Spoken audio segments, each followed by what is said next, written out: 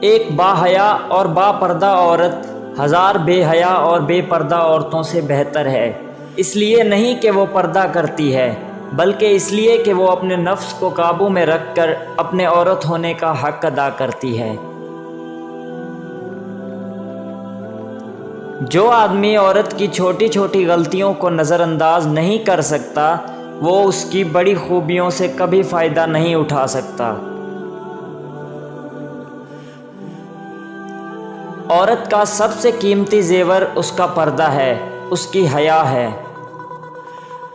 عورت اگر بیٹی ہے تو رحمت، اگر بیوی ہے تو شوہر کے نصف ایمان کی وارث، اور اگر ماں ہے تو اس کے قدموں تلے جنت ہے۔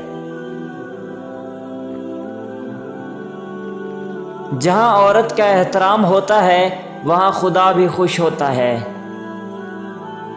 ایک پاک دامن عورت پر تہمت لگانا 100 برس کے اعمال غارت کر دینے کے لیے کافی ہے۔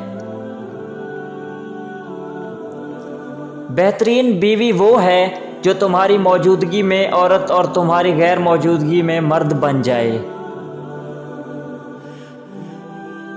عورت مرد کی خوشی کے لیے پیدا کی گئی ہے۔ کہتے ہیں عورت کا کوئی گھر نہیں ہوتا، حقیقت یہ ہے کہ عورت کے بغیر کوئی گھر نہیں ہوتا۔ سر پر دوپٹہ رکھنے سے عورت اللہ کی رحمت کے سائے میں رہتی ہے۔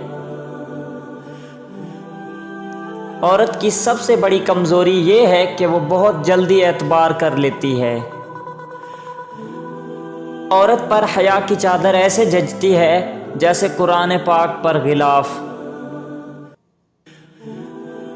کمزور سے کمزور عورت بھی طاقتور ہو جاتی ہے جب اسے عزت دینے والے مرد کا ساتھ مل جاتا ہے۔